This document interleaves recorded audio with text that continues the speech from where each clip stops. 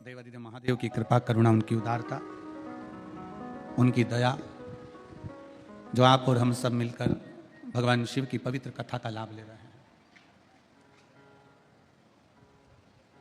पहले ये बताओ, बाबा विश्वनाथ जी का दर्शन करने में और गंगा नहाने में और शिव पुराण सुनने में आनंद आ रहा है कि नहीं आ रहा?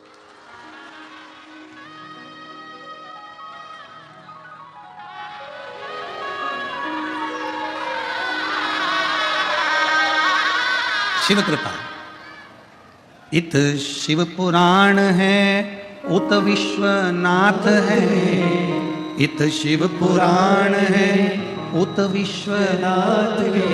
और बीच में गंगा बहे धीरे धीरे, बीच में गंगा बहे धीरे धीरे। ओ बाबा तेरा डमरू बजे, भोले तेरा डमरू बजे।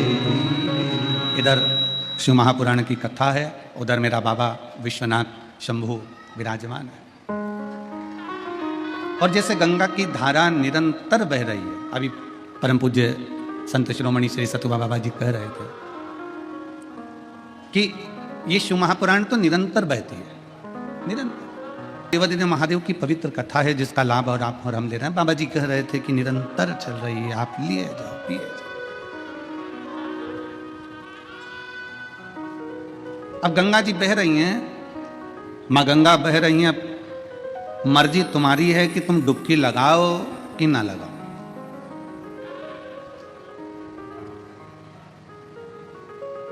कई लोग महाराज जी ऐसे भी रहते हैं कि गंगा के तट पर रहते हैं पर गंगा ही नहीं नहाते हैं। रोज शाम के समय अपनी पत्नी के साथ जाएंगे, भ्रमण करेंगे, घूमेंगे फिरेंगे, गंगा जी के घाट पे फोटो भी खिंचाएंगे, सब कुछ।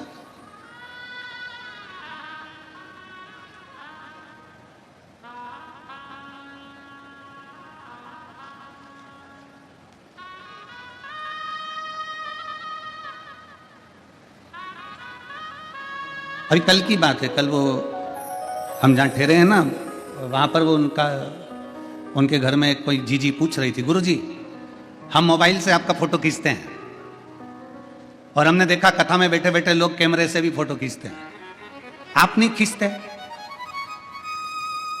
अच्छा, वाराणसी के लोग बोलते बड़ा मीठा है, एक बात तो है।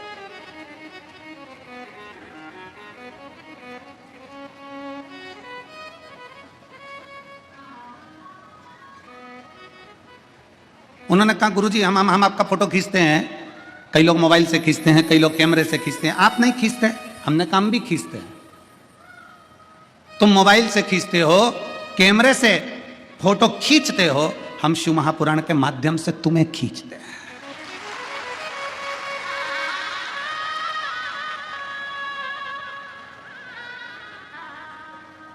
तुम्हारा फोटो डिलीट हो सकता है,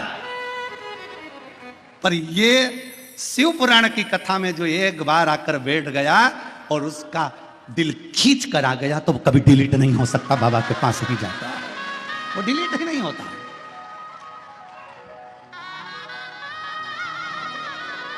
अब ये आपके ऊपर निर्भर करता है, आपके ऊपर ये निर्भर करेगा कि आप मोबाइल से खींच रहे हो, वो अपनी जगह पर है, कैमरे से खींच रहे हो, वो अपनी जगह पर है। पर मैं तो ये मेरा बाबा, मेरा शंभू, थोड़ा आवाज़ पकड़ रहा है, खींच के बोलना पड़ रहा है। मेरा बाबा, मेरा शंभू, मेरा त्रिकालदर्शी कैलाशी की कथा स्वयं खींचती है। मेरे बाबा की कथा स्वयं खींचती है, यहां कोई दूसरा खींचने वाला नहीं है।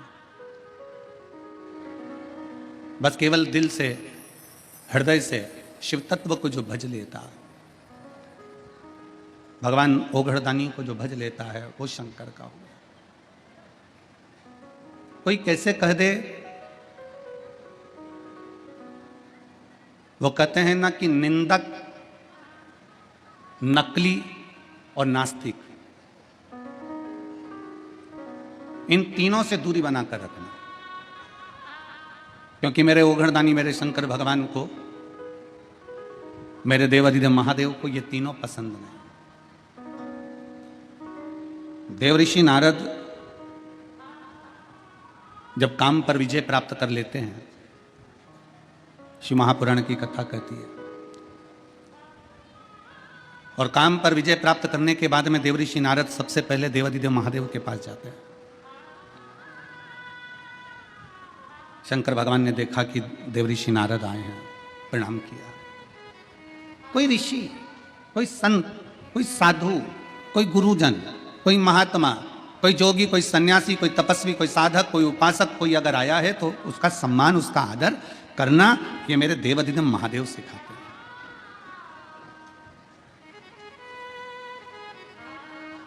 ये मेरे शिव सिखाते हैं। पूरी शिव महापुराण की कथा को उठाकर देख लीजिए, पूरे शंकर के चरित्र को उठाकर देख लीजिए। 24,000 श्लोक की ये शिव महापुराण की कथा, 12 संहिताओं में, 12 खंडों में बटी हुई है शिव महापुराण की कथा। पूरी कथा में किसी भी देवी या किसी भी देवता की कहीं निंदा नहीं।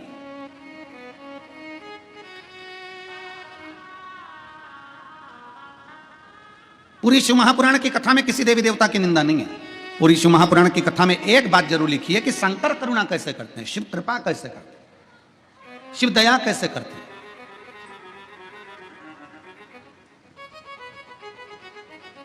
भगवान को प्रिय नहीं है निंदक, भगवान को प्रिय नहीं है नकली, भगवान को प्रिय नहीं है नास्तिक। शिव को प्रिय नहीं है ये तीनों प्रिय नहीं है। ना निंदक प्रिय है, ना नकली प्रिय है, ना नास्तिक प्रिय है। शंकर की प्रियता ही नहीं।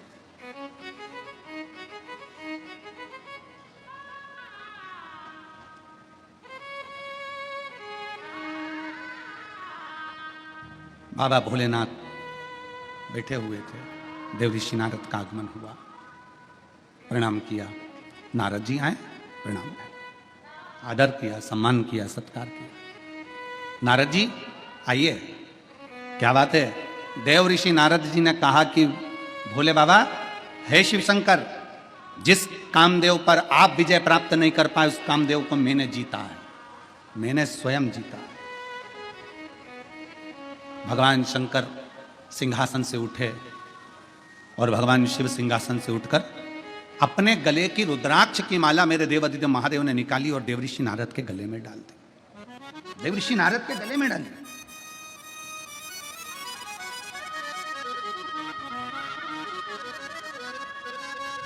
माला का मतलब जानते हो आप लोग? जम के बोलिए जरा। माला का मतलब जानते हो?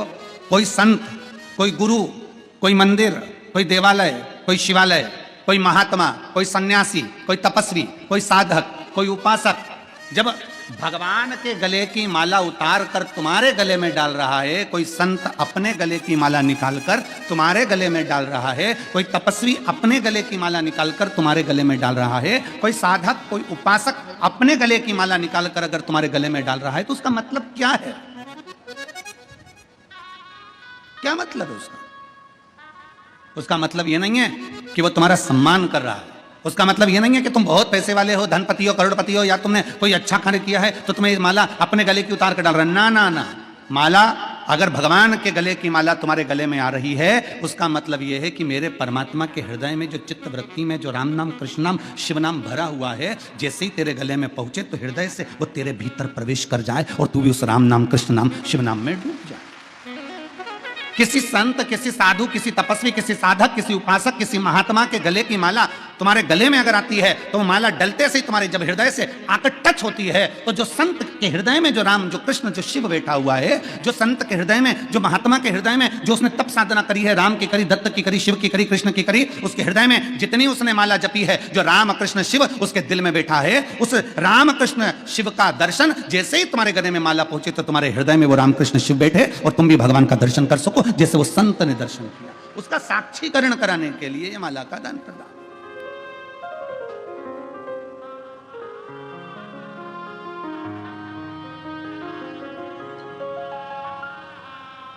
और मैंने तेरे ही भरोसे बाबा, तेरे ही भरोसे हवा बिच उड़ती जावांगी बाबा, डोर हत्थों छठी ना मैं कटी जावांगी। भोले मैं तेरी पतंग, शंभो मैं तेरी पतंग, हवा बीच उड़ती जावागी, बाबा डोर हतो चली में कटी जावागी। माला, शिव ने अपने गले की रुद्राक्ष की माला निकालकर शंकर भगवान ने देवऋषि नारद को वो माला दे दी।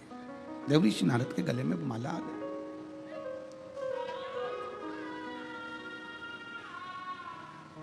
भीतर देवऋषि नारद के हृदय चित्त में भीतर अहंकार बहुत भर गया था। रुद्राक्ष का सबसे पहला काम है कि महाराज जी अपन आपके आशीर्वाद से परसों के दिन इंटरव्यू में पूछा गया था कि शंकर भगवान तो क्रोध के देवता हैं, भस्म कर देते हैं। शिव जी को तो क्रोध का देवता बताया गया है, वो तो भस्म कर देते हैं। इंटरव्यू लेने वाले वो भव्य जी ने पूछा कि शंकर जी तो क्रोध करते हैं, क्रोध के देवता, आपका क्या कहना है? हमने भव्य जी को एक बात मां गंगा की गोद में बैठकर मणिकर्णिका की साक्षी में कही कि शंकर भगवान को लोग कहते हैं ये भस्म कर देते हैं, पर शंकर को समझो तो सही, शिव अनायास कभी क्रोध नहीं करते, कभी क्रोध नहीं करते। अगर शंकर भगवान क्रोध के देवता होते तो उनका नाम आशुतोष नहीं होता, उनका नाम आशुतोष नहीं होता। शिव क्रोध के देवता नहीं है। शंकर भगवान भस्म करते हैं। किसको भस्म करते हैं? शिव महापुराण की कथा कहती है जो शंकर की शरण में जाता है उसका अहंकार शिव भस्म कर देते हैं। जो शंकर के पास जाते हैं उनके भीतर का काम, आसक्ति, तृष्णा, लोभ, वासना, ये सब भगवान शंकर भस्म कर देते हैं। शंकर भगवान क्या भस्म करते हैं? तो जो शंकर के पास में आता है वो अपने अभिमान को नष्ट कर बैठता है, अपने भीतर की अभिमत्ता समाप्त कर बैठता है। अग्नि के पास जाओगे तो हाथ में जो वस्तु है वो सबसे पहले जलेगी, तुम्हारे कपड़े सबसे पहले जलेंगे। अर्थात तुम्हारे भीतर जो अहंकार भरा हुआ है, तुम्हारे भीतर जो अभिमत्ता भरी हुई है, तुम्हारे भीतर जो अहम भरा हुआ है वो समाप्त होगा, वो समाप्त होगा। तुम्हारे भीतर जो भरा हुआ है,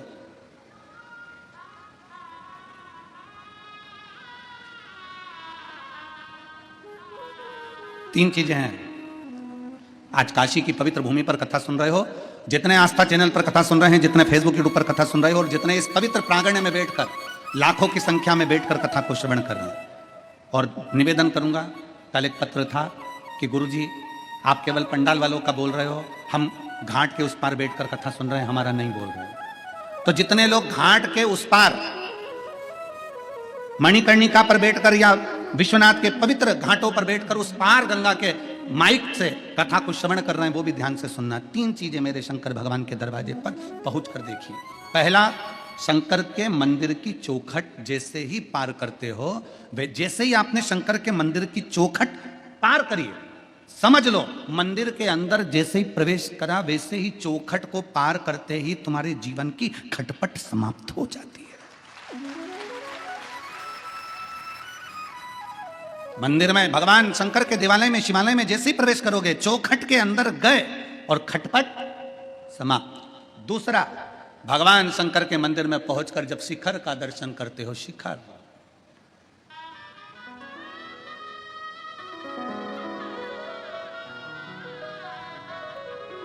शिखर किसको कहते हैं? बोलिए, जम के बोलिए। जो बनता गया है, पत्थर का बनते बनते बनते बनते ऊपर तक गया, वो शिखर है। ऊपर एक मंदिर की प्राण प्रतिष्ठा जब होती है तो उस पे तांबे का, पीतल का, सोने का, चांदी का, हीरे का, जवाहरत का, जिसका भी एक कलश चढ़ता है। मंदिर की कीमत अगर 100 करोड़ रुपए है, मंदिर की कीमत अगर मंदिर की बनवाई, उस मंदिर की पूरे पत्थर की कारीगरी या मंदिर की बनवाई 100, 200, 500 करोड़ रुपए अगर लग गई है, पूरे मंदिर की कीमत आंक लीजिए। पूरे मंदिर में अगर 50 लाख रुपए लगे हैं, 25 लाख रुपए लगे हैं, 40 लाख रुपए लगे हैं, उसके ऊपर जो शिखर चढ़ता है तांबे का, पीतल का, जो भी शिखर चढ़ाते हो, ईमानदारी से बोलना, वो 50 लाख का आता है क्या? जम के बोलो जरा। नहीं। वो 2 करोड़ का आता है क्या? नहीं। 10 करोड़ का आता है क्या? नहीं। मंदिर को बनाने में तुम्हारे 10 लाख लग गए, मंदिर को बनाने में तुम्हारे 50 लाख लग गए, मंदिर को बनाने में तुम्हारे 100 करोड़ लग गए, पर उसके ऊपर जो तांबे का, पीतल का शिखर चढ़ रहा है, उसकी कीमत ज्यादा से ज्यादा 10, 20, 25, 50, 1 लाख रुपए होगी, इससे ज्यादा नहीं होगी। मंदिर की कीमत ज्यादा है पर शिखर की कीमत कम है। फिर भी मेरे भोले बाबा ने यह प्रेरणा दी है कि मंदिर भले 100 करोड़ का होगा, पर शिखर अगर 10 का भी है तो कीमत उसकी प्रथम है, क्योंकि छोटे को लेकर ऊपर बढ़ना है, छोटे को लेकर ऊपर बढ़ना,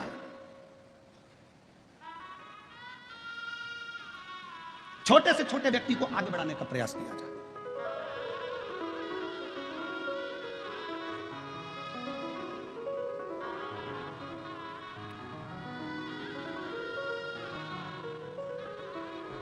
तुम्हारे घर में शादी हुई है? किन किन के घर में शादियां हुई हैं बताओ? छोरा की छोरी की, रिश्तेदार की, देवर की, देवरान, जो भी हो, ननद आदि, किसी की शादी तो हुई है। चलो ठीक है। शादी में बर्तन वर्तन आए हैं? दहेज में आए ना? इतना बड़ा भगोना, इतनी बड़ी परात, इतने बड़े बड़े बर्तन, इतना बड़ा हंडा, इतनी बड़ी थाली, सब बड़े बड़े बर्तन आए। और शादी में चम्मच भी आई, गिलास भी आई, छोटी थाली भी आई, प्लेट भी आई, कटोरी भी आई, बड़े बर्तन। आप में से कितने लोग हैं जिनके घर में सारे जो दहेज में बड़े बर्तन आए थे वो सारे बर्तन आज भी तुम प्रयोग में कर ले रहे हो? रोज प्रयोग में ले रहे हो? रोज उपाय प्रयोग में लेते हो क्या? रोज उसमें खीर बनाते हो क्या? रोज उसमें सब्जी बनाते हो क्या? बड़े बर्तन में रोज सब्जी नहीं बनती, बड़े बर्तन में रोज आटा नहीं उसनता, बड़े बर्तन में रोज चाय नहीं बनती, बड़े बर्तन में रोज खीर नहीं बनती। बर्तन जो छोटे छोटे हैं ना वो तुमने निकाल लिए, रोज प्रयोग में आ रहे हैं, बड़े तो कभी कभी काम आते हैं। उसी तरह मेरे विश्वनाथ कहते हैं कि छोटों को साथ लेकर आगे बढ़ो, क्योंकि ये छोटे हमेशा काम आएंगे, बड़े एक दिन छूट जाएंगे। छोटे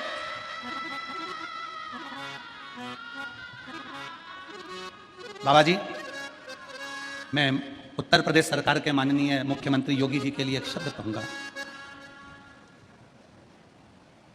जब कावड़ की यात्रा निकलती है उत्तर प्रदेश की धरा पर, तो माननीय मुख्यमंत्री योगी जी, उत्तर प्रदेश सरकार के माननीय मुख्यमंत्री जी, एक एक सब्जी के ठेले वाले तक का ध्यान रखकर कहते हैं कि इनके ठेले चलते रहें, इनका सामान बिकता रहे, इसलिए सनातन धर्म आगे बढ़ता रहे, उसकी ध्यान रखकर चलते हैं।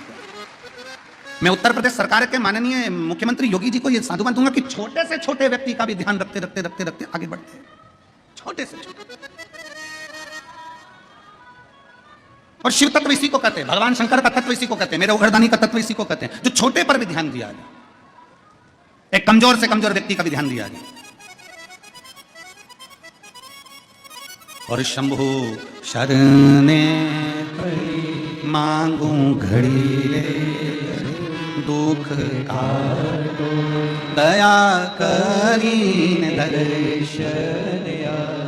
मंदिर कितने का भी हो पर शिखर छोटा सा, भगवान भोलेनाथ कहते हैं शिखर की कीमत। किसी पुराण के अंदर ये नहीं लिखा कि शिखर दर्शनम सर्व पाप नाशनम, केवल शिव महापुराण की कथा कहती है शिखर दर्शनम सर्व पाप नाशनम। शिखर का दर्शन अगर कर लिया, और उस पुराण के शब्द, शिव महापुराण के शब्दों को दुनिया के लोगों ने पकड़ा कि मंदिर नहीं जा सकते तो शिखर का दर्शन कर लीजिए, मंदिर नहीं पहुंच सकते तो शिखर का दीदार कर लीजिए, दर्शन कर लीजिए। शिखर का दर्शन हो गया तो तुम्हारे सारे पाप अपने आप नष्ट हो जाते हैं, अपने आप।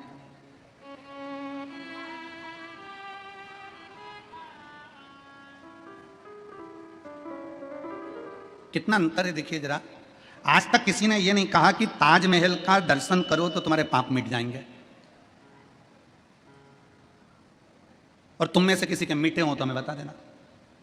कोई ने आज तक नहीं कहा कि ताजमहल का दर्शन करो तो पाप मिट जाएंगे। क्यों? क्योंकि अंतर है। दुनिया के लोग ताजमहल देखने जाते हैं, दर्शन के लिए नहीं। देखने और दर्शन में अंतर है। देखने के लिए लोग ताजमहल जाते हैं और दर्शन के लिए लोग विश्वनाथ होते हैं। अब दोनों में अंतर क्या है? ताजमहल देखने से काम जागता है। क्या काम जागता है? इतने में पत्नी बाजू में खड़ी थी, सुनो तो, ऐ जी उन्होंने उसकी पत्नी के लिए ये बनवाया, तुम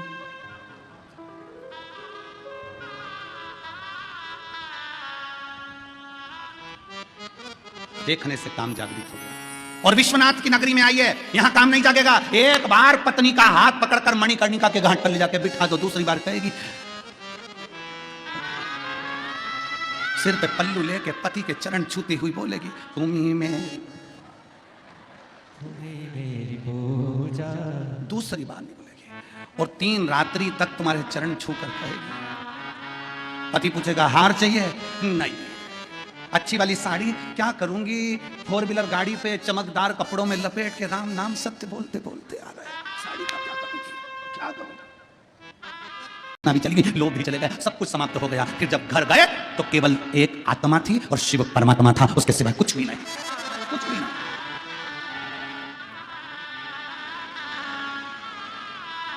केवल आत्मा और परमात्मा। देवर्षि नारद के गले में माला भी नहीं भगवान शंकर ने, अपनी रुद्राक्ष की माला। पर देवर्षि नारद के अंदर अहंकार इतना भरा हुआ था कि माला अच्छी नहीं लग रही।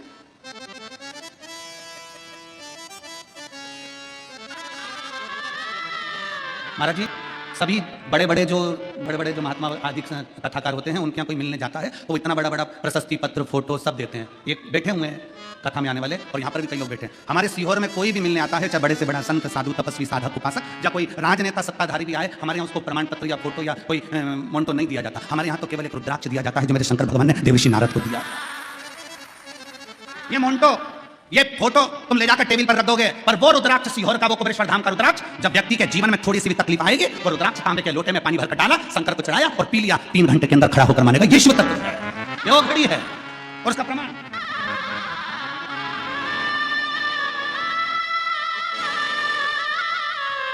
मैं सविता तिवारी, पति रमेश तिवारी, वाराणसी क्षेत्र की रहने वाली हूं।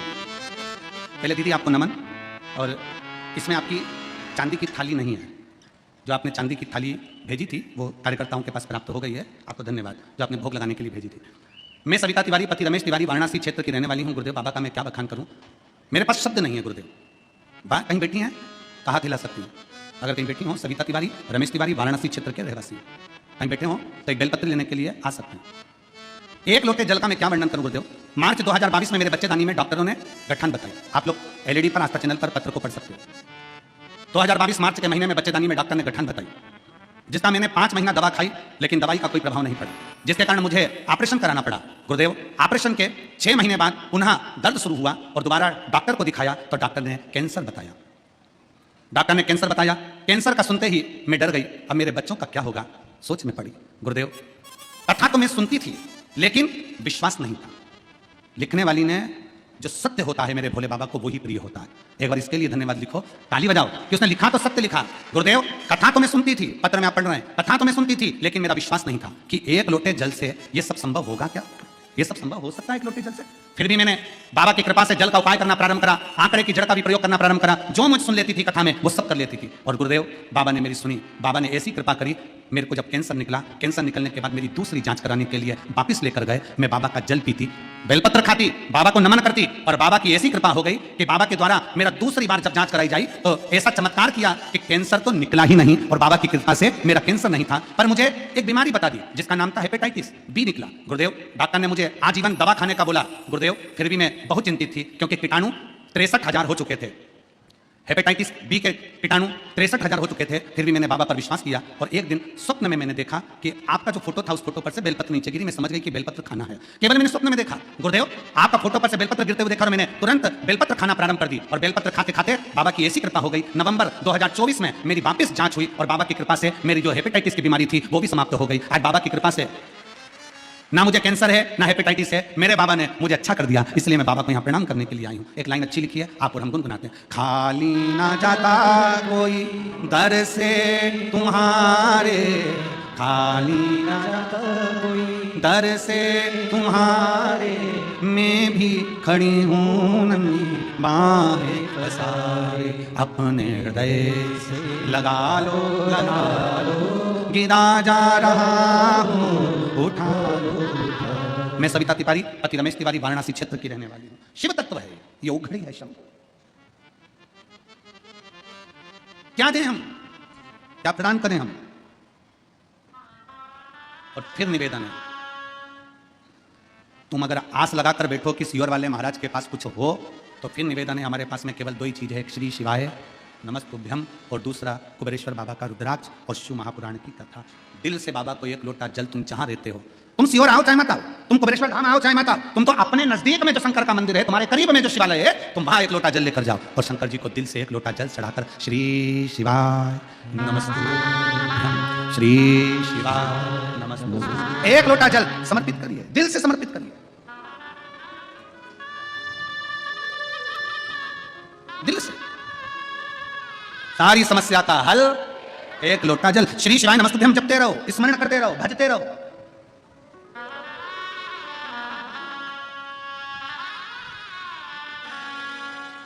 एक न्यू मार्केट में भोपाल में एक बंगाली चाट वाला है महाराज जी, बंगाली चाट वाला, न्यू मार्केट में आप जाएंगे तो बंगाली चाट वाला, उसका एक ठेला लगता है, सबके ठेले चलते हैं, उसका ठेला नहीं चलता। वो बाबा के धाम आया, कुबेरेश्वर धाम, बाबा से विनय करे क्या करूं, मुझे एक बार महाराज जी से मिलाओ मिलाओ मिलाओ, बड़ी मुश्किल से मिलना भी हुआ। हम आरती के लिए जा रहे थे, मिलना हुआ था, गुरु जी बहुत दुखी। हमने काय को दुखी, बाबा को एक लोटा जल चढ़ा, भगवान का भजन कर, श्री शिवाय नमस्तुभ्यम बोल, बस बाबा सब कर देगा।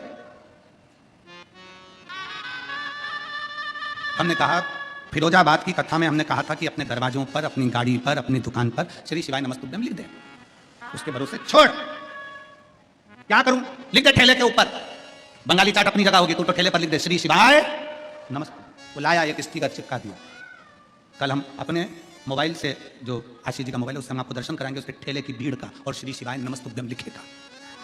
श्री शिवाय नमस्तुभ्यम में वो तत्व है जो स्वयं खींचता। के निवेदन है, आप मोबाइल से फोटो खींचते हो, आप कैमरे से फोटो खींचते हो, मेरे शंकर की कथा और शंकर का नाम आपको खींच कर लाता है। उसी तरह श्री शिवाय नमस्तुभ्यम आपको ऊपर की ओर ले जाता है।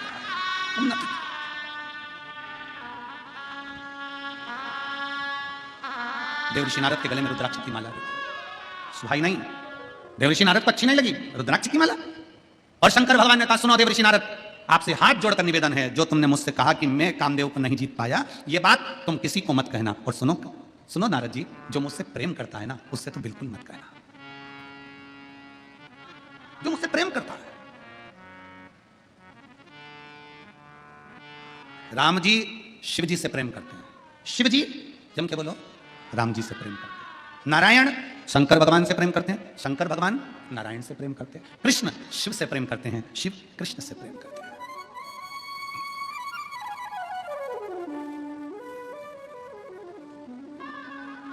और हम और आप विवादों में घिरे हुए हैं, हम और आप विवादों में घिरे हुए हैं। हम कहते हैं, कोई कहता है शंकर के मंदिर मत जाना, कोई कहता है शंकर जी का जला हुआ जल मत पीना, कोई कहता है शंकर जी को बेलपत्र मत चढ़ाना, कोई कहता है शंकर का प्रसाद मत खाना, कोई कहता है राम जी के मंदिर मत जाना, कोई कहता है कृष्ण के मंदिर मत जाना, कोई कहता है इसके मंदिर मत जाना, उसका प्रसाद मत खाना। हम आपस में झगड़ा कर रहे हैं, पर ब्रह्मा विष्णु सदा जानत अविवेक बोले जब ओम अक्षर के प्रणव अक्षर के ओम हर हर हर। हम ये संकोच में पड़े हुए हैं, कृष्ण वाला वो कहता शिव वाला, पर इनमें भेद नहीं है, कोई भेद नहीं है। भगवान के राम कृष्ण शंकर कोई भेद नहीं।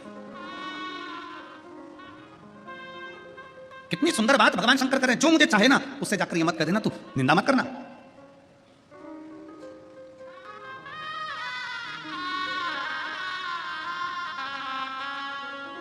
भगवान शिव की कथा कहती है कि शंकर को निंदक प्रिय नहीं है, प्रिय नहीं है। निंदक, नकली और नास्तिक शंकर को प्रिय नहीं है। कल कथा में क्या कहा था आपको, सबको याद है कथा की बात, जम के बोलो जरा। कल कथा में कहा था कि शंकर भगवान को एक बूंद दूध चढ़ाओ, एक चम्मच दूध चढ़ाओ, पर असली चढ़ाओ, देसी गाय का चढ़ाओ, नकली मत चढ़ाओ। सुना था कि नहीं सुना था, जम के बोलो जरा। सुना था ना, क्योंकि शिव जी को नकली प्रिय है ही नहीं।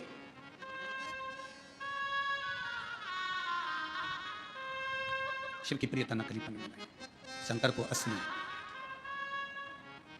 असली बहुत कठिन है।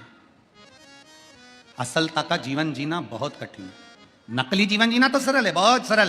कर्जे में लदालू हो गए, पैसा नहीं है, और दुनिया के आगे विचार करो कि हम तो बस मुस्कुराते हुए दिखे, ऐसे दिखे वैसे दिखे, करोड़ों का धन है। ना ना, असलीता का जीवन जियो। हमारे पास नहीं है ना, नहीं है, फिर भी हम खुश हैं, ये मेरे बाबा की कृपा।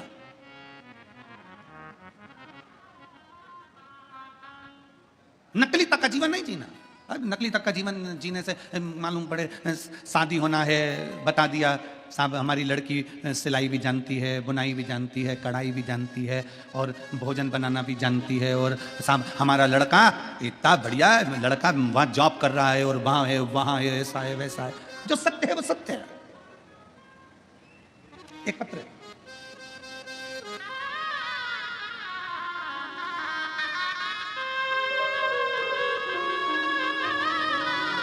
उर्मिला सोनार, नेपाल की रहने वाली हूं। बाबा की कथा सुनने के लिए यहां विश्वनाथ की धरा पर आई हूं। कहीं बैठी हो तो हाथ हिला सकती हैं। उर्मिला सोनार, नेपाल की रहने वाली हूं, बाबा की कथा के लिए यहां आई हूं। गुरुदेव कहीं बैठी हो तो हाथ हिला सकती हैं, और एक बेलपत्र लेने के लिए आ सकती हैं। अगर कहीं बैठी हो तो हाथ हिलाएं। आई हैं क्या? हाथ हिला तो एक बार। हाँ दिख गई हो माँ, हाथ हिलाओ वापिस हाथ हिलाओ, दिख गई हो, दिख गई। आ जाइए, एक बेलपत्र ले जाइएगा, आ जाओ। मैं उर्मिला सोनार नेपाल की रहने वाली हूँ। बाबा का मैं वर्णन क्या करूँ गुरुदेव। मेरे 3 लड़के हैं, तीनों घर पे बेरोजगार बैठे हैं, बाहर जाने के लिए भटक रहे हैं। उनके पास में इतना, हमारे पास पैसा भी नहीं कि मेरे लड़कों को मैं कहीं जॉब लगवा दूं, नौकरी लगवा दूं। हमारे पास रुपया नहीं है गुरुदेव। कहां भेजूं इन तीनों बच्चों को? तीनों की तीनों लड़के बेरोजगार हैं गुरुदेव। दिन भर हमारे घर के चाट बेचते हैं, रात को खाने के लिए थोड़ा सा पैसा आता है ना, तो 3 बच्चे और हम सब मिलकर उसको पाते हैं। कैसे अपने जीवन को जिए गुरुदेव, समझ में नहीं आता। एक दिन परिवार भोजन कर रहा था और भोजन करते करते अपने आप को कोस रहे थे और कोसते कोसते आपकी कथा सुनने को मिल गई। बस कथा सुनी तीनों बेटों ने और हमने नियम ले लिया कि शंकर के मंदिर में झाड़ू लगाएंगे, पोछा लगाएंगे, 1 लोटा जल चढ़ाएंगे। बेटों ने भी संकल्प ले लिया कि ये सियोर वाला महाराज कह रहा है ना इतनी शर्त के साथ कि सारी समस्या का हल 1 लोटा जल है, तो अब हमें भी देखना है कि 1 लोटे जल में क्या होता है। गुरुदेव बाबा की ऐसी कृपा हुई। फिर आपकी कथा चलते चलते एक दिन सुनने को मिला कि नेपाल के वीरगंज में आपकी कथा हो रही है और आपने कहा था कि पंडाल में बैठकर, कथा के पंडाल में बैठकर जो मांगते हो श्री शिवाय नमस्तुभ्यम कहकर वो मिलता जरूर है। मैं अपने तीनों लड़कों को लेकर वीरगंज नेपाल की कथा में पहुंच गई। वहां बैठकर पंडाल में कथा सुनी, खूब झाड़ू करा, कचरा उठाकर फेंकने लगी, सेवा करने लगी। और बाबा की क्या कृपा होती है गुरुदेव। मेरे बेटे ने एक इंटरव्यू पहले दे रखा था, उस इंटरव्यू का कॉल आ गया और मेरे बड़े बेटे की नौकरी विदेश में लग गई। आज बाबा की कृपा से लाखों का पैकेज हो गया गुरुदेव। एक बेटे की नौकरी लग गई, लाखों का पैकेज हो गया, दूसरे की तैयारी चालू हो गई, क्योंकि अब थोड़ी सहायता मेरे बाबा ने देना प्रारंभ कर दी। हमें नहीं मालूम था गुरुदेव, क्या कुबेर भंडारी ऐसे भंडार भरते हैं। आंखों से आंसू निकलता था गुरुदेव। आज खुशी के आंसू हैं। हम बाबा को प्रणाम करने के लिए यहां पहुंचे हैं। और तेरी कृपा बिना एक भी लेते हैं श्वास, तेरी कृपा से शिव कैसे कृपा करता है। दुनिया के लोग कहते हैं क्या कथा के पंडाल में बैठकर श्री शिवाय नमस्तुभ्यम कहकर मन से मांगा जाए व्यासपीठ के सामने, तो क्या बाबा देता है? क्यों नहीं देता। फिर निवेदन करूंगा इस पूरे प्रांगण में, पंडाल के अंदर, पंडाल के बाहर लाखों की संख्या में आप लोग बैठे हो, लाखों की संख्या में। दिल से बाबा से कहना, दिल से सुनेगा। 3 महीने में मेरा बाबा तुम्हारी भी झोली भरेगा, वो देगा। दिल से कहा, मेरे भोले तेरा सहारा है, मेरे बाबा तेरा सहारा है, मेरी नैया का तू किनारा है, मेरी नैया का तू किनारा। मेरे बाबा तुझे पुकारा है, मेरे भोले तुझे पुकारा है, मेरी नैया का तू किनारा है। उस माँ ने एक बात लिखी वो हम बताना भूल गए, वो भी सुन।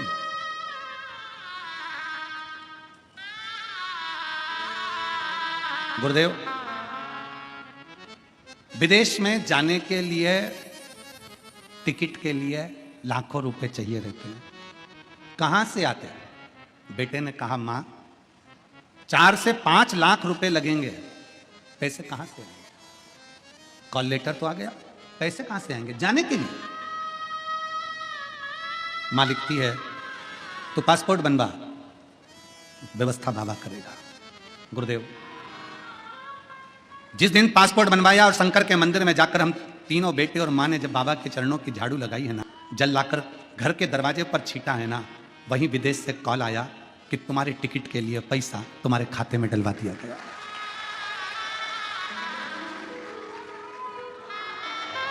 पैसा खाते में डलवा दिया गया। शायद यह होता नहीं, पर बाबा की कृपा है, शिव कृपा है। उस पर करा भरोसा, उस पर करा गया विश्वास, उसकी दृढ़ता, उसका भरोसा टूटता नहीं। किसके आश्रित होकर जी रहे हो? दुनिया के लोग कहते हैं हम तुम्हारे सहारे, हम तुम्हारे सहारे। हम कई बार सतुआ बाबा जी से हमने कई बार चलते चलते बाबा जी से कहा आपके आशीर्वाद से ये सब कथा, तो बाबा जी तुरंत कह देते नहीं नहीं नहीं, ये विश्वनाथ करा रहे हैं और विश्वनाथ करने वाले हैं और विश्वनाथ ही करेंगे। इसमें कोई दूसरा नहीं कर सकता। इसमें विश्वनाथ करने वाले, विश्वनाथ कराने वाले और विश्वनाथ ही कर रहे हैं। आ जाइए।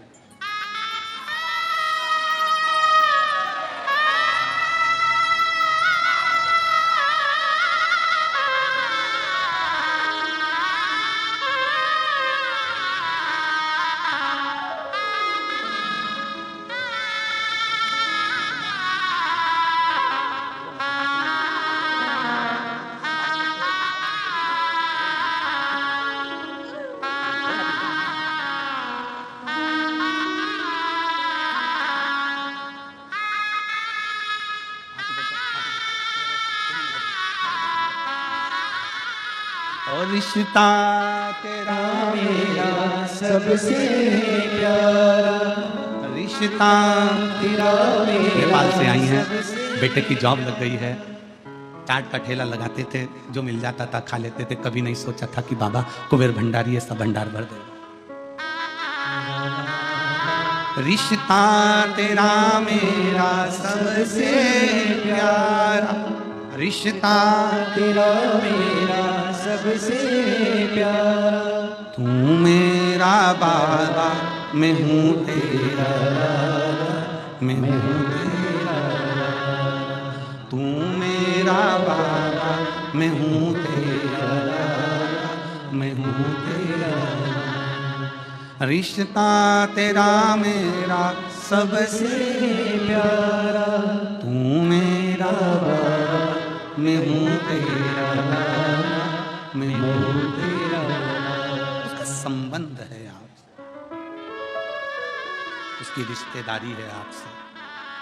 हमसे लोग कहते हैं एक लोटा जल में क्या है, हम कहते हैं जब जल चढ़ाते हो ना, सुदामा जी भगवान कृष्ण के पास में गए थे तो सुदामा जी तंदूल लेकर गए थे। भगवान तंदूल फाँकते समय पोटली को देख रहे थे जो सुशीला सुदामा की पत्नी की साड़ी का पल्लू था। भगवान भी तुम्हारे हाथ से जब जल चढ़ा हुआ देखता है तो तुम्हारे घर के लोटे की दशा देख लेता है कि इसको चाहिए क्या क्या चाहिए।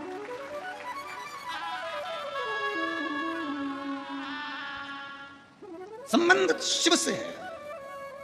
पहले दिन कथा में कहा था कथा सुनने के लिए आप कहीं नहीं आए हो, कथा सुनने के लिए अपने बाप के घर आए हो, अपने पिता के घर, अपने बाप के घर आए हो। कौन सी बेटी है इसमें से जिसके पिताजी उसको देकर नहीं भेजते?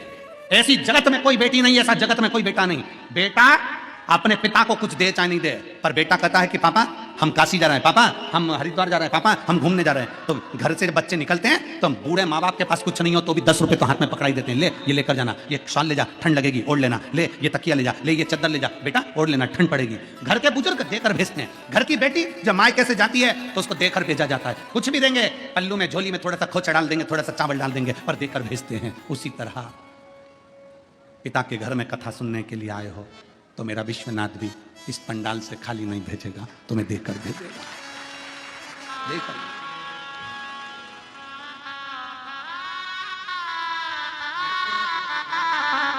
आप उसके संबंध बनाइए, आप उससे रिश्ता जोड़िए।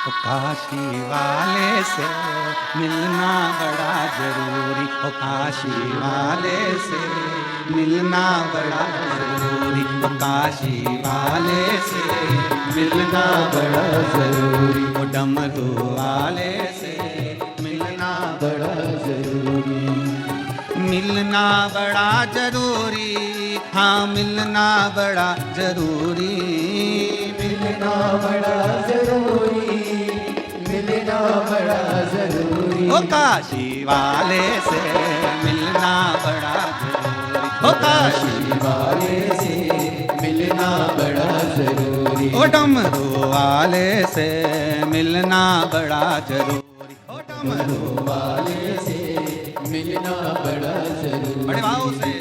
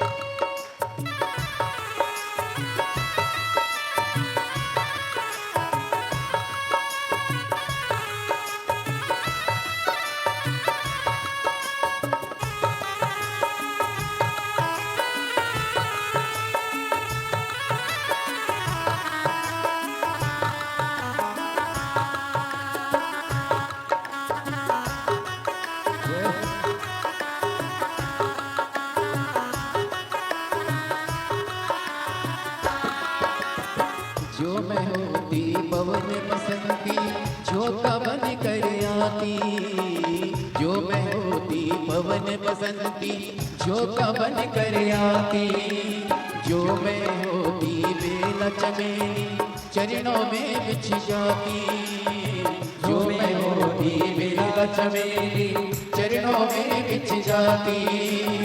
बन सकी मैं हवा का झोंका, बन सकी मैं हवा का झोंका, ये मेरी मजबूरी काशी वाले से मिलना बड़ा जरूरी, काशी वाले से मिलना बड़ा जरूरी, ओ डमरू वाले से मिलना बड़ा जरूरी, डमरू वाले से मिलना बड़ा जरूरी, ओ मिलना बड़ा जरूरी, मिलना बड़ा जरूरी, हाँ मिलना बड़ा जरूरी, काशी वाले से मिलना बड़ा जरूरी, काशी वाले से मिलना बड़ा जरूरी।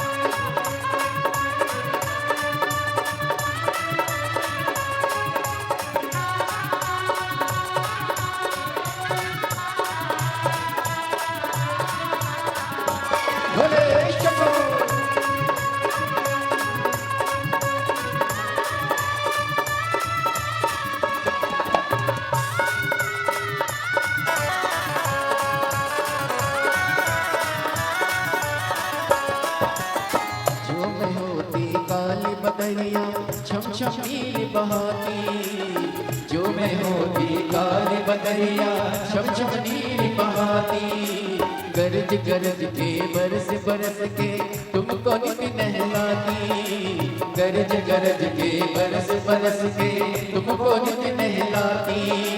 बन न सकी मैं कारी बदरिया, बन न सकी मैं कारी बदरिया, ये मेरी मजबूरी काशी वाले से मिलना बड़ा जरूरी, काशी वाले से मिलना बड़ा जरूरी, और डमरू वाले से मिलना बड़ा जरूरी, डमरू वाले से मिलना बड़ा जरूरी, वो मिलना बड़ा जरूरी, मिलना बड़ा जरूरी, हाँ मिलना बड़ा जरूरी, काशी वाले से मिलना बड़ा जरूरी, काशी वाले से मिलना बड़ा जरूरी।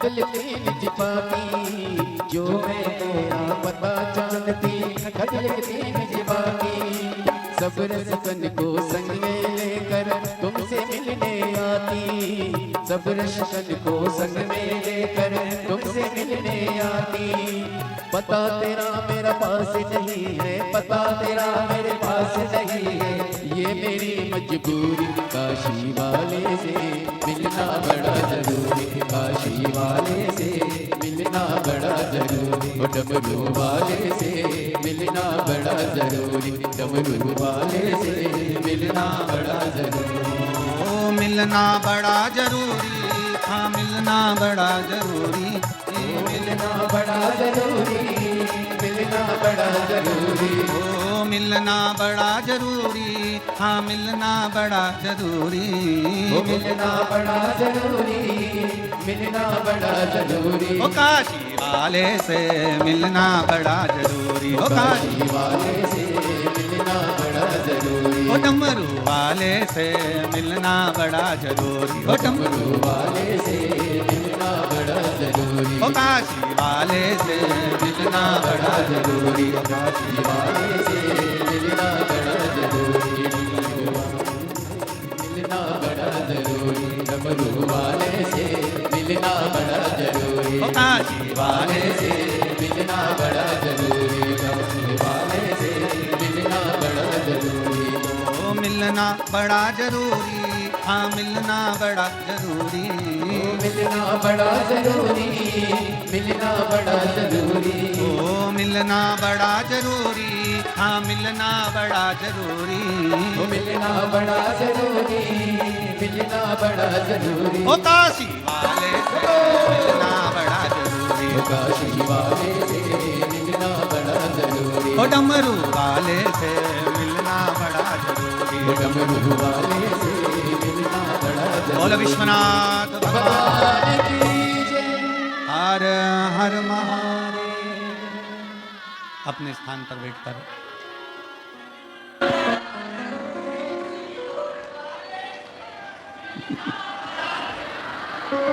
जहाँ जगह मिले वहाँ बैठकर भगवान देवाधिदेव महादेव की पवित्र शिव महापुराण की कथा के पवित्र भाव को भजते हुए शिव नाम का स्मरण करेंगे अपने दिल की बात बाबा से कहेंगे जहाँ जगह मिले वहाँ बैठकर दिल से बाबा को प्रार्थना करें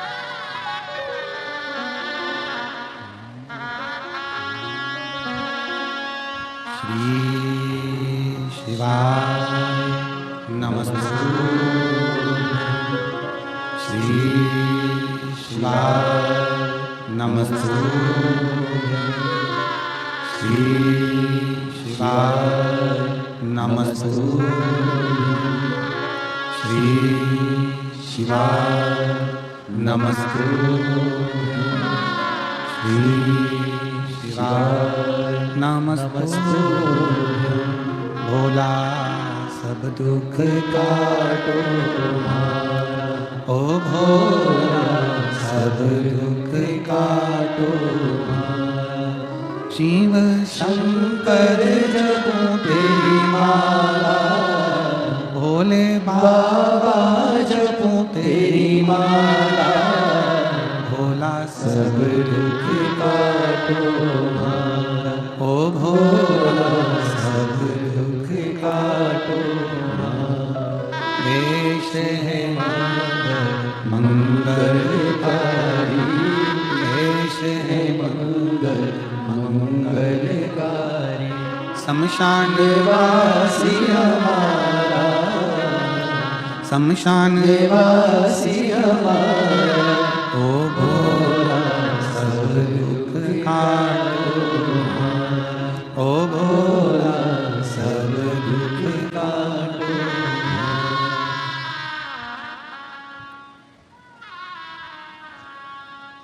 बाबा से अपने मन का भाव कहते देवऋषि नारद गले में रुद्राक्ष की माला पड़ने पर प्रसन्न नहीं एक अहम भगवान से दूर कर देता अहंकार व्यक्ति को परमात्मा से दूर करता है। जिस दिन हमने अहंकार का त्याग कर दिया, अभिमान का त्याग कर दिया, उस दिन ये समझ लेना कि परमात्मा हमारे करीब में आ गया। शिव के करीब में आने का सबसे सुंदर तरीका है अपनी अभिमतता का त्याग कर दो, अपने अहंकार का त्याग कर दो।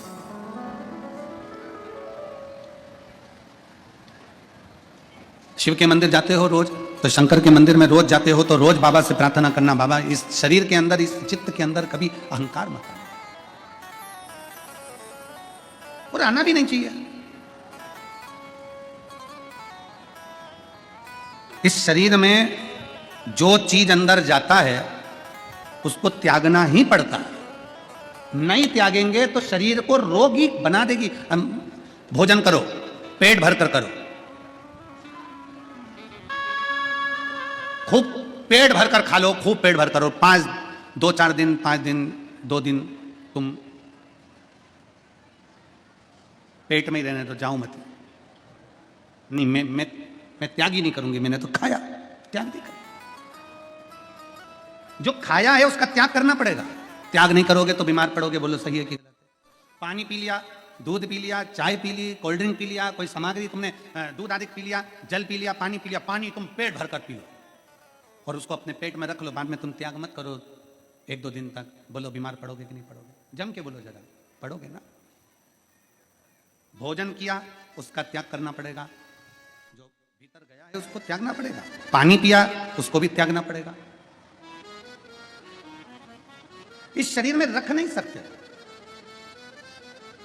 जब भोजन अंदर गया है, भोजन का त्याग किया है, पानी अंदर गया तो पानी का त्याग किया है। त्याग नहीं करोगे तो बीमारी हो जाएगी। उसी तरह अगर अभिमान अंदर गया है तो उसका भी त्याग करो, नहीं तो ये मन को बीमार कर देगा।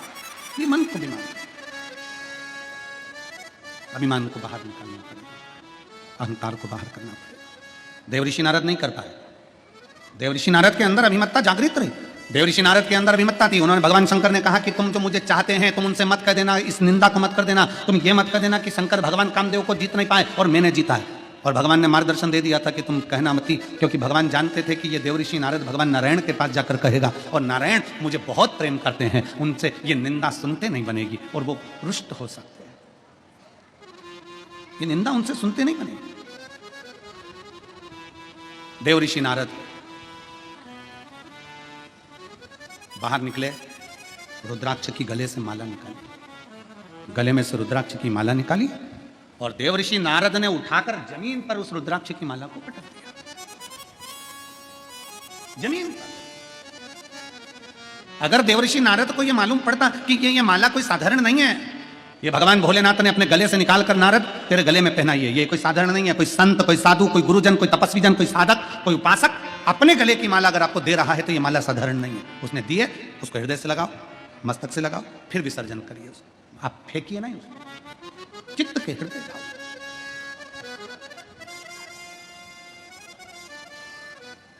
हमारे सतुआ बाबा जी तो कहते हैं, जब विश्वनाथ जी के मंदिर में दर्शन करने गए और विश्वनाथ जी के मंदिर में से इतनी सारी माला उन्होंने पिना दी, पुजारी जी ने, उनको नमन करता हूँ। खूब सारी माला उन्होंने, जितनी देर अभिषेक चलता रहा उतनी देर वो माला पहनाते, खूब सारी माला बाबा जी को भी पहनाई, हमको भी।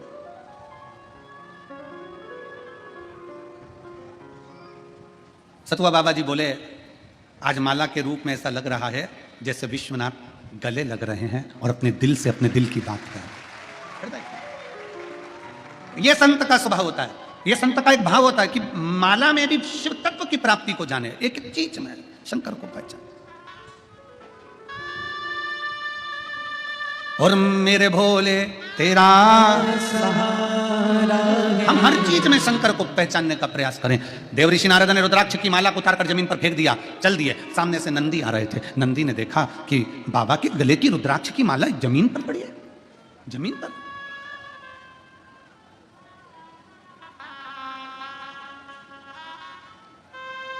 एक निवेदन आप सबसे, विश्वनाथ जी का दर्शन करने के लिए जाओ।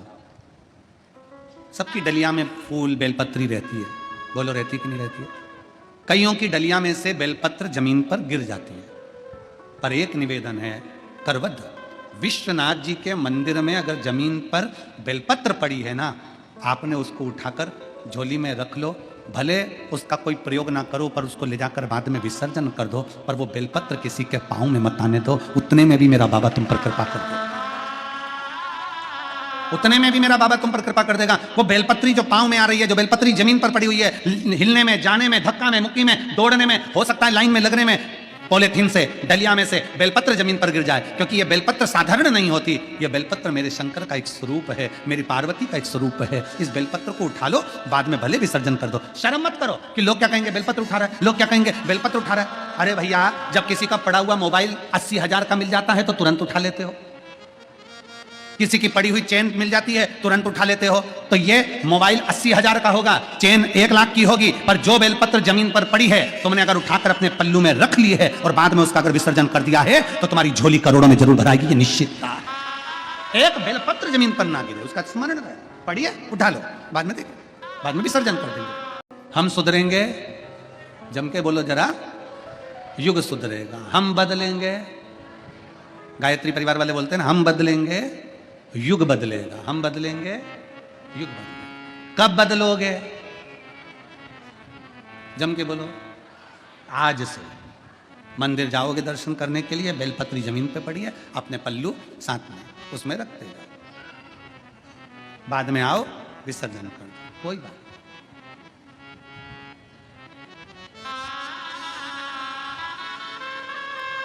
उसके मंदिर को स्वच्छ रखिए, स्वच्छ, उसके मंदिर को स्वच्छ रखो,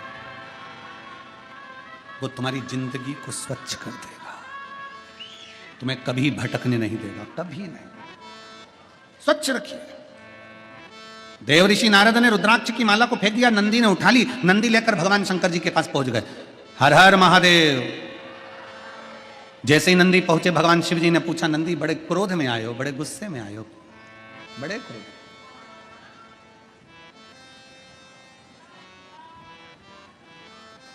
बहुत गुस्सा है नंदी तुम,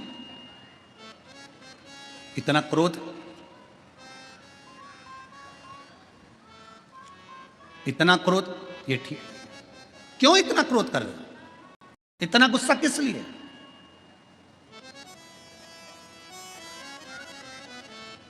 अच्छा, क्रोध जो होता है ना, सबसे ज्यादा अकल किसमें होती है? बोलो जल्दी बोलो, उत्तर दो। सबसे ज्यादा अकल किसमें होती है? सबसे ज्यादा अकल क्रोध में होती है। किसमें होती है? क्रोध में। क्यों? क्रोध हमेशा कमजोर व्यक्ति पर आता है, कभी बोल्ड पर नहीं आता है। किसी दमदार व्यक्ति पर कभी क्रोध नहीं आएगा, क्रोध हमेशा कमजोर पर आएगा जो तुम्हारी सुन लेगा। इसलिए क्रोध में अकल बहुत होती है, वो भिड़ता ही नहीं कभी बलवान से। तुम खुद देख लो, तुम्हारे घर में तुम देखो, पति पर क्रोध आता है, बहुत तेज क्रोध आ गया तो वो बच्चों को कूट देता है, सबको अपशब्द कर देता है, मम्मी पर भी चिल्ला चोट कर देता है, पापा पर भी चिल्ला चोट कर देता है, पर चंद्र घंटा पे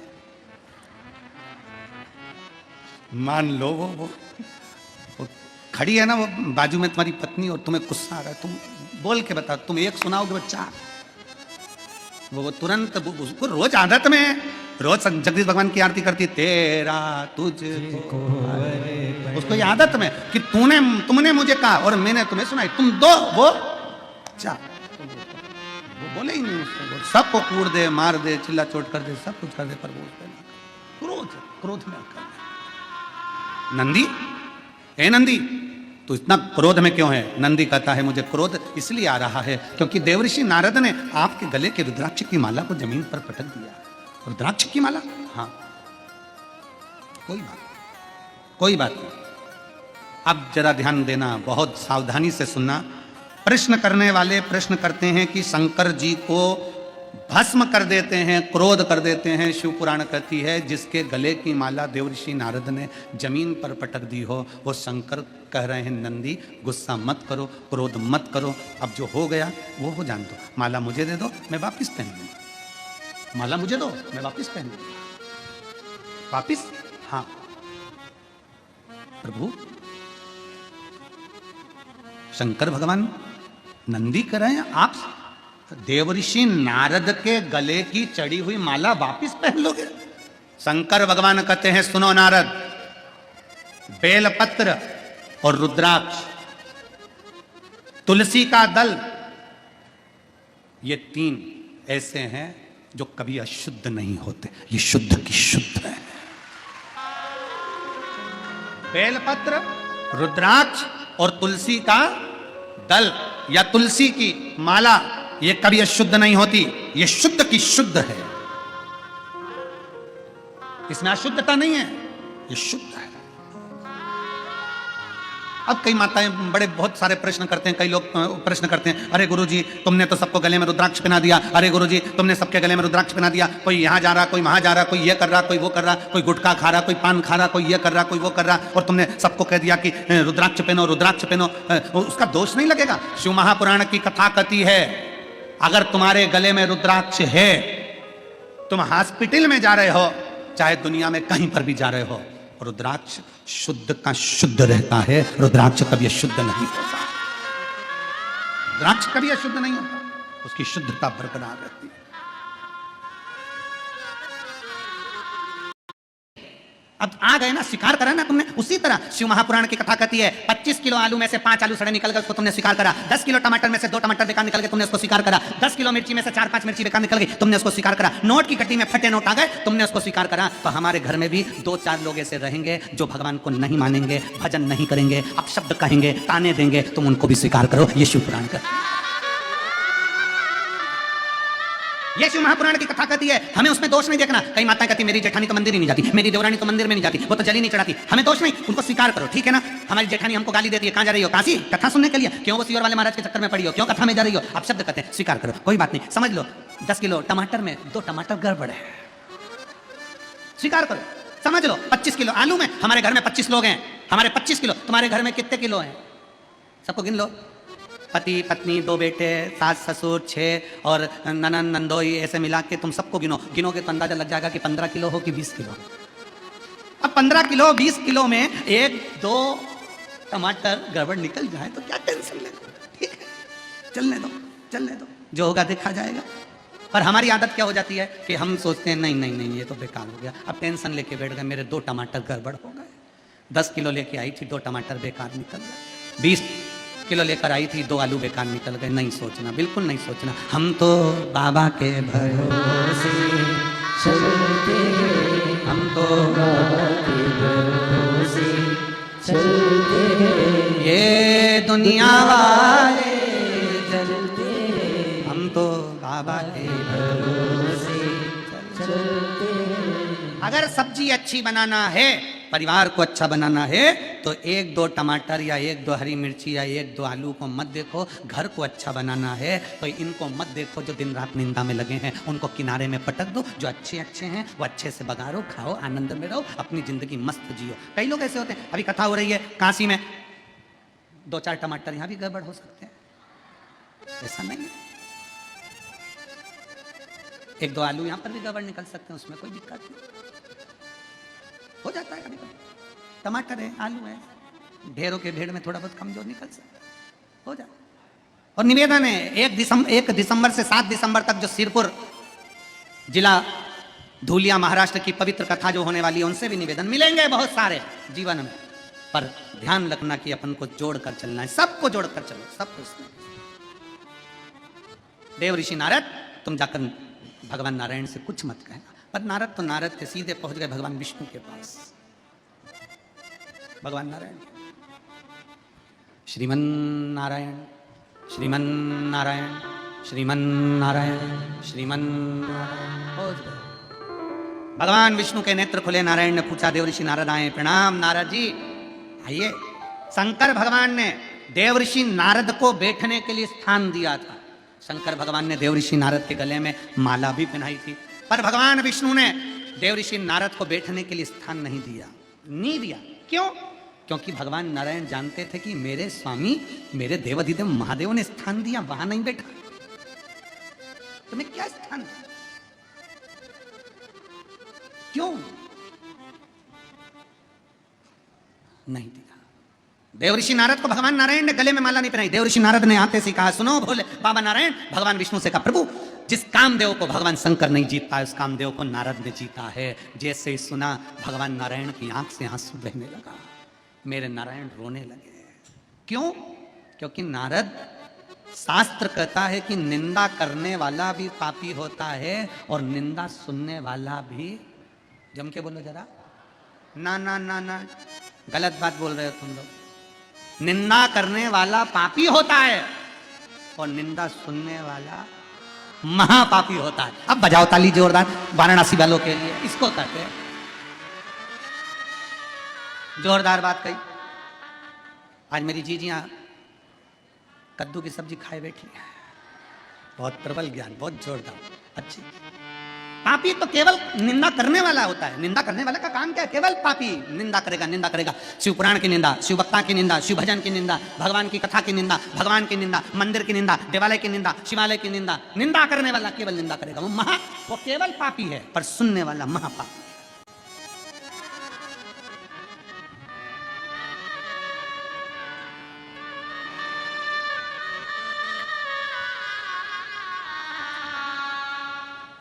अयोध्या में राम जी बैठे थे।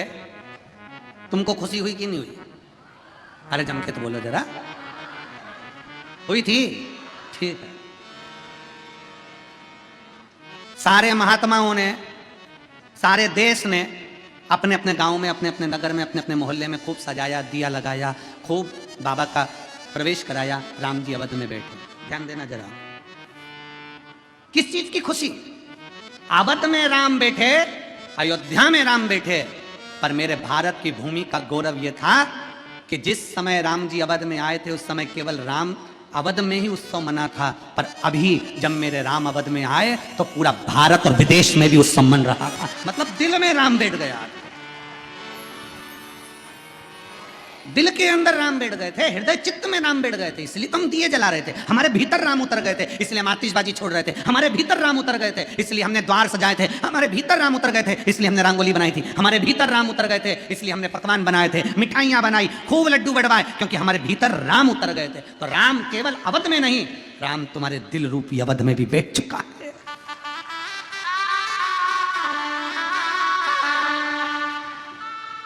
राम तुम्हारे हृदय चित्त में बैठ चुका। नारायण, भगवान नारायण को लगा यहां नारद जी ने निंदा कर दी और मैंने सुन ली। भगवान विष्णु के आंखों से आंसू बहने लगा। अरे नारद, तूने मुझे निंदा कर दी, मुझे। कानों को मेरे नारायण ने बंद कर लिया। लक्ष्मी जी ने पूछा, प्रभु तुम रो क्यों रहे हो? नारद जी ने ऐसा क्या कह दिया जो तुम रो पड़े? भगवान विष्णु ने कहा, नारद जी बोल रहे हैं पार्वती लक्ष्मी कि कामदेव को शंकर नहीं जीत पाए, मैंने जीत लिया। शंकर की निंदा मैंने सुन ली लक्ष्मी, मैंने सुन ली। तो लक्ष्मी कहती है इससे होगा क्या? भगवान नारायण कहते हैं, सुन लक्ष्मी, नारद ने शंकर जी की निंदा करी इसलिए इसका बंदर का मुंह लगेगा, और मैंने शंकर की निंदा सुनी इसलिए मुझे घोड़े का मुंह लगेगा। मेरा हयग्रीव अवतार होगा। मैंने भगवान शंकर की निंदा सुनी इसलिए मेरा सिर कट जाएगा और घोड़े का मुंह लगेगा, क्योंकि मैंने निंदा सुनी है। और इस देवर्षि नारद ने निंदा करी इसलिए इसको बंदर का मुख लगेगा। रामचरितमानस में आता है, नारद जी स्वयंवर में पहुंचते हैं और वहां बंदर का मुख लगे हुए बैठ जाते हैं। क्यों बंदर का मुख लगा? लोग कहते हैं नारद जी का विवाह नहीं होने देना था, ऐसा होना था। नहीं नहीं, नारद जी ने शंकर की निंदा कर दी थी इसलिए बंदर का मुख लगना था। शिव महापुराण की कथा कहती है, शिव की निंदा करने वाला, शिव की निंदा सुनने वाला एक बार नहीं कई बार पशुओं का जन्म लेता है और आखिरी में जन्म ले लेकर थक जाता है। तब किसी शिवालय में, किसी देवालय में वहाँ के स्वान बनकर जन्म लेकर वहाँ का चढ़ा हुआ जल और दूध चाट लेता है। तब उस स्वान की योनि से छूटकर फिर परमात्मा की शरणागति में कोई अच्छा जीव बनकर आता है। निंदा शंकर को प्रिय नहीं है। शिव निंदा से परे, निंदा से दूर। अगर तुम्हारे पास कोई आए, शिव महापुराण की निंदा करे, शंकर की निंदा करे, शिव भक्त की निंदा करे, शिव वक्ता की निंदा करे, शिव की उपासना की निंदा करे, उसी समय वहां से उठकर चल दो। ए भैया चुप बैठ, मैं नहीं सुनूंगी। तेरे मुंह से एक आवाज मत निकालना, हर हर महादेव। वहां से चल दो। कोई निंदा करे भगवान की, वहां से चल दो। शंकर की कोई निंदा करे, राम की कोई निंदा करे, कृष्ण की कोई निंदा करे, वहां से चल दो। निंदा नहीं सुनना। निंदा।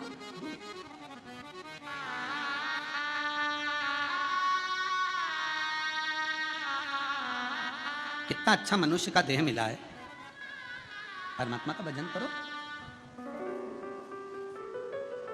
रात्रि के समय पर हमारे वो विकास पंडित जी कह रहे थे, गुरु जी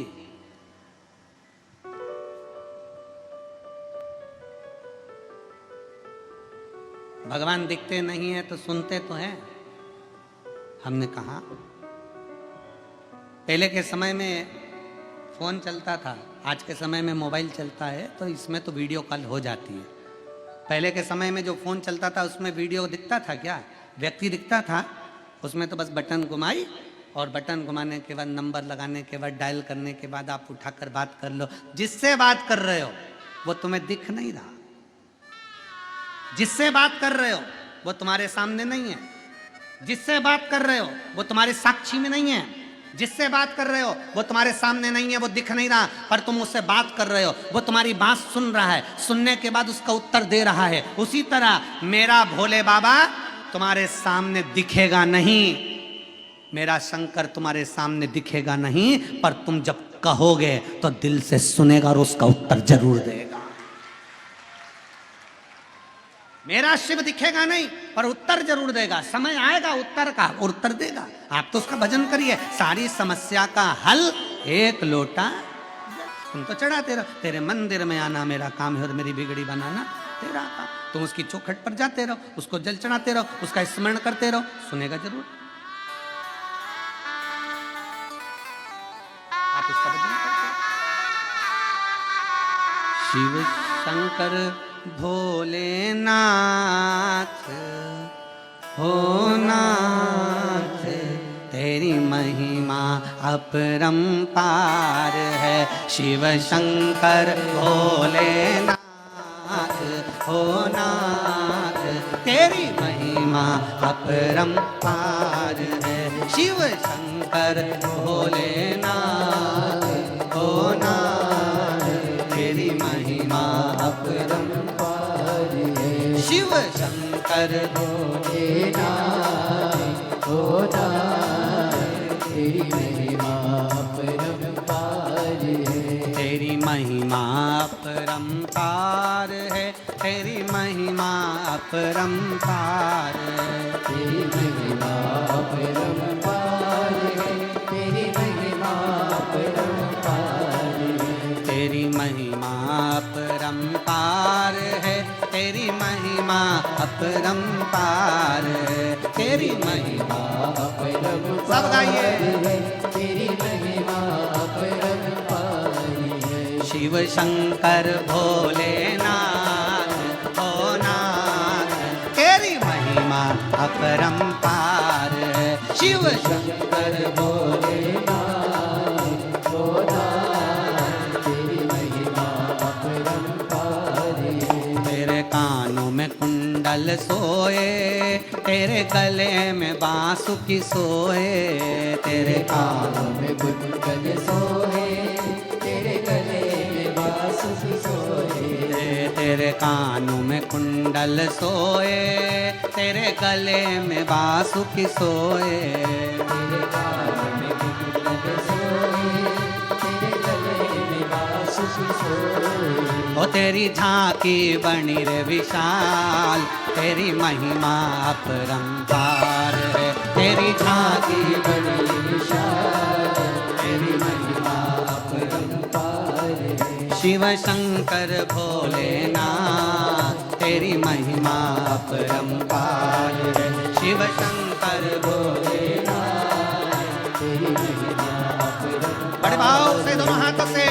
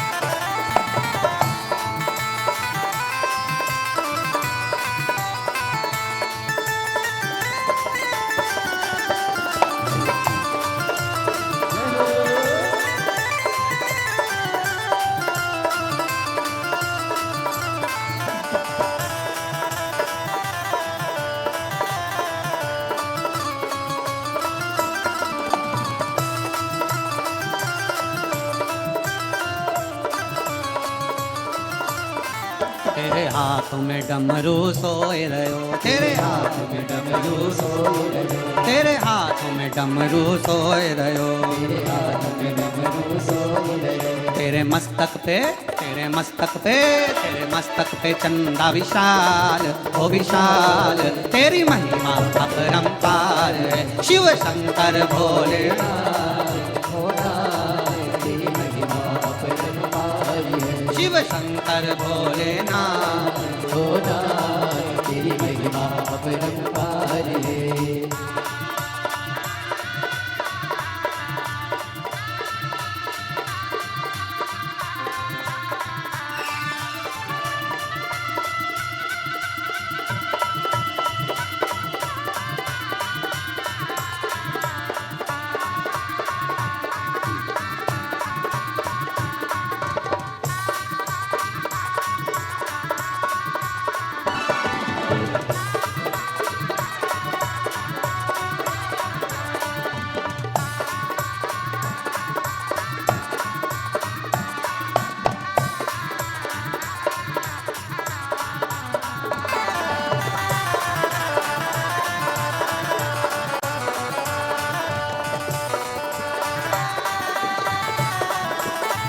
शंभो ओहो।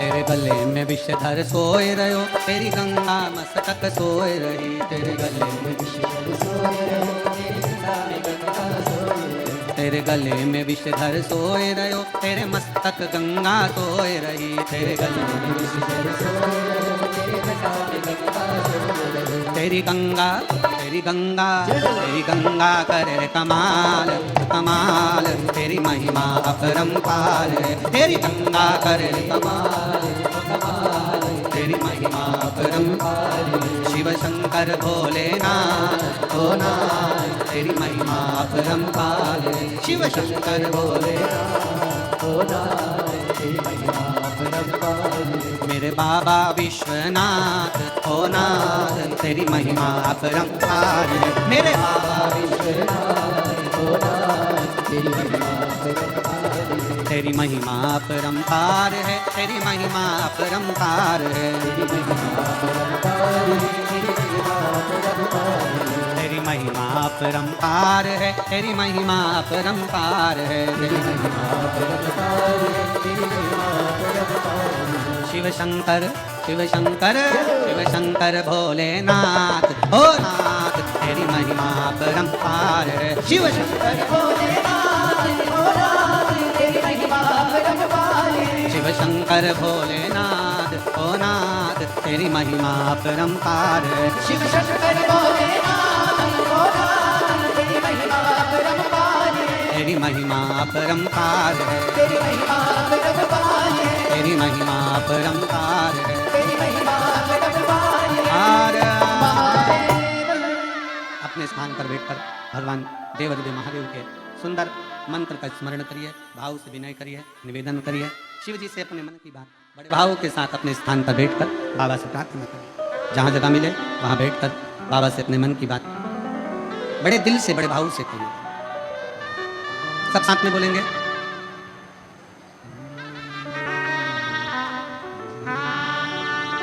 श्री शिवाय नमस्तुभ्यं, श्री शिवाय नमस्तुभ्यं, श्री शिवाय नमस्तुभ्यं, श्री शिवाय नमस्तुभ्यं, श्री शिवाय नमस्तुभ्यं।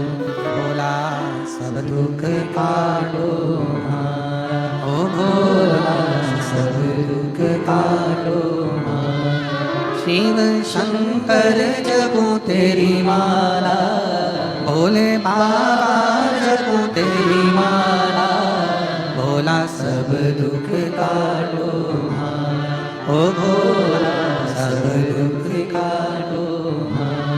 वेश है मंगल मंगलकारी, वेश है मंगल मंगलकारी, शमशान वासी हमारा, शमशान वासी हमारा, ओ भोला सब दुख काटो हमारा, ओ भोला सब दुख काटो हमारा। भगवान शिव की कथा कर रहे हैं, शिव महापुराण कथा वर्णन कर रहे हैं। शिव को निंदा,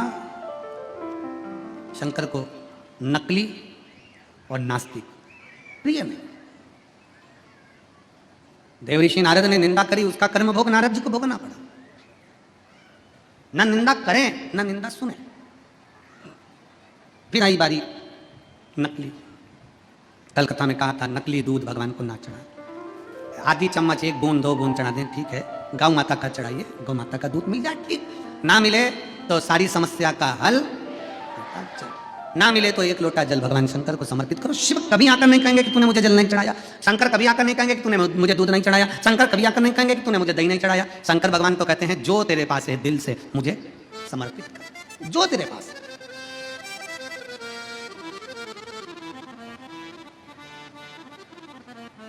निर्मल मन सो मोही, भगवान शंकर कहते हैं मुझे तेरा हृदय दे दे, दिल दे दे, मन चित्त वृत्ति, ये दिल तो दो मन तो दो तू। दक्ष प्रजापति जी के यहाँ कई कन्याओं का जन्म हुआ और आखिरी में दक्ष प्रजापति मां जगत जननी से कहकर मांगते हैं कि मेरे घर में एक बेटी और हो गई।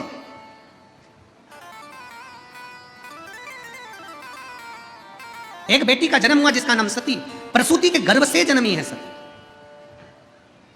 आज भी किसी भी हॉस्पिटल में चले जाओ, सरकारी हो चाहे प्राइवेट हो, उस हॉस्पिटल में जहां मां अपने बच्चे को जन्म देती है उस कक्ष का नाम लिखा होता है प्रसूति कक्ष। दक्ष प्रजापति जी ने किसी को डोनेशन देकर नाम नहीं लिखाया। दक्ष प्रजापति जी की पत्नी माता प्रसूति ने अपनी बेटियों को, अपने बच्चों को इतना संस्कार दिया था, इतना ज्ञान दिया था कि आज भी उस कक्ष का नाम रहता है प्रसूति कक्ष, कि इस समय जो मां अपने बच्चे को जन्म दे वो संस्कारित पैदा हो, इसलिए उसका नाम प्रसूति कक्ष है।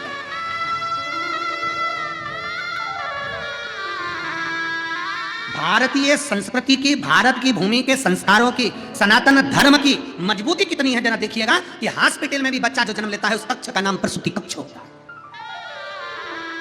प्रसूति कक्ष। दूसरे धर्म के व्यक्ति कह दे भला कि हमारी पत्नी का बच्चा होने वाला है, हम इस कक्ष में नहीं कराएंगे क्योंकि इसका नाम प्रसूति कक्ष है। इस लोग कहते हैं ना ये दूसरे धर्म का नाम है, हम ये नाम नहीं रखेंगे, ये दूसरे धर्म का नाम। जिस हॉस्पिटल के जिस कमरे में जिस कक्ष में बच्चा जन्म लेता है उसका नाम प्रसूति कक्ष होता है, दक्ष प्रजापति की धर्म पत्नी के नाम से। यही तो भारत की मिसाल है, यही हमारी सनातन सभ्यता और संस्कृति है कि यहाँ की भारत की भूमि की एक एक नदियों का नाम, एक एक पर्वत का नाम सनातन धर्म से जुड़ा हुआ है, किसी दूसरे धर्म से नहीं। किसी दूसरे धर्म से जुड़ा हुआ पर्वत का नाम नहीं, पहाड़ों का नाम नहीं, नदियों का नाम नहीं, तालाबों का नाम नहीं, सरोवर का नाम नहीं, कुंड का नाम नहीं, सब सनातन धर्म से जुड़ा हुआ है। दक्ष प्रजापति के घर में बेटी ने जन्म दिया, प्रसूति के गर्भ से सती का जन्म हुआ।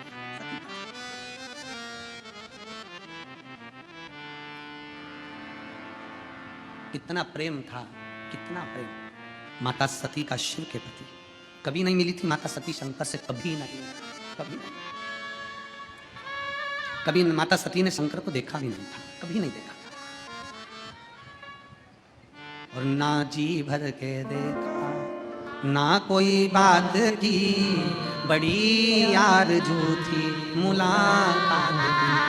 सती मैया ने शंकर भगवान को कभी देखा नहीं था, सती माता ने कभी शंकर भगवान को मिली नहीं थी, कभी जाना नहीं था। केवल सती माता एक बार बाल्यावस्था में बैठी हुई थी, तभी उसी समय पर देवर्षि नारद निकल कर जा रहे थे, अपने मित्र तुमरुका जी के साथ निकल कर जा रहे थे। तुमरुका जी उस स्थान पर ठहर गए। ठहर कर नारद जी ने तुमरुका जी से कहा, तुम कहां से आ रहे हो? देवर्षि नारद ने पूछा तुमरुका जी से, तुम कहां से आ रहे हो? तुमरुका जी ने नारद जी के मुख पर कहा, अभी मैं देवादिदेव महादेव की आराधना कर कर आ रहा हूं। नारद जी पूछे, देवादिदेव महादेव? वो शंकर जो ओघड़ी है, वो शंकर जो भस्मी लपेटने वाले हैं? तुमरुका जी ने कहा, वो भस्मी लपेटता ही इसलिए है कि अगर उसकी शरण में कोई आ जाए ना, जैसे राख को अपने तन से लगा लेता है, जिस राख की कोई कीमत नहीं, तो तुम रुका जी कहते हैं मेरे भोले बाबा ऐसे हैं, अगर कोई एक बार उसकी शरण में आ जाए तो जैसे राख लपेटता है मेरा बाबा, उसको भी अपने दिल से लपेट लेता है। इतना सा शब्द माता सती ने सुन लिया, इतना सा शब्द सुना कि भोले बाबा जैसे राख लपेटते हैं ऐसे ही अगर कोई उनकी शरण में जाए तो उनको दिल से लपेट लेते हैं। सती माता ने सोच लिया अब तो शादी करूंगी तो शिव से। दक्ष प्रजापति के पास सूचना पहुंच गई। दक्ष प्रजापति से जाकर कहा सती का विवाह होना है। सती मैया ने निवेदन कर दिया मेरा विवाह अगर करना तो भोले बाबा से कर देना, शिव जी से कर देना। दक्ष प्रजापति ने पूछा तुमने शंकर को देखा है? नहीं। शिव को पहचानती हो? नहीं। तो दक्ष प्रजापति ने नगर में सूचना कर दी स्वयंवर है मेरी बेटी सती का।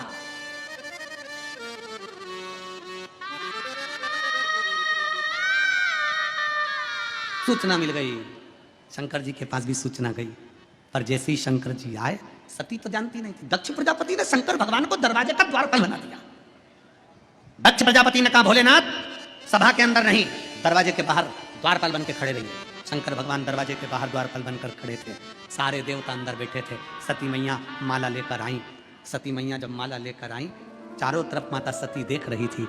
देखती देखती सती ने देखा, मैंने सुना था शंकर की जटा है, मैंने सुना था शिव के गले में सर्प है, मैंने सुना था कानों में बिच्छू पहनता है, मैंने सुना था त्रिपुंड धारण करता है, मैंने सुना था गले में रुद्राक्ष है, पर इस सभा में वो दिख नहीं रहा। सती माँ माला लेकर बाहर पहुंच गई। बाहर जाकर ढूंढने लगी मेरे शंकर, मेरे शंकर, मेरे शंकर। ढूंढते ढूंढते रोती बिलखती वापिस आने लगी तो दरवाजे पर शिव को देखा, तुरंत माला शंकर के गले में पहना।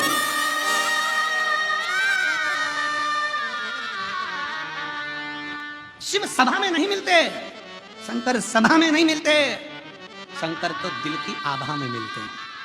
सभा में शिव नहीं मिलते, शिव दिल की आभा में मिलते हैं, जो दिल से पुकार लेता है। सती को शंकर ने स्वीकार कर लिया। दक्ष प्रजापति ने विचार करा मेरी बेटी ने स्वयंवर में द्वारपाल पर दरवाजे पर खड़े हुए शिव के गले में माला पहना दिया, तो विवाह करना ही पड़ेगा। तो रीत थी, विवाह की तैयारी हो गई। शिव और सती का मंगल विवाह हो रहा है। जोरदार ताली बजाएं, भगवान शंकर पार्वती आ रहे हैं, भावों के साथ में मंगल विवाह की तैयारी है। भगवान शिव पार्वती पधार रहे हैं, बड़े आनंद के साथ कथा कर तत्व ग्रहण कर रहे हैं।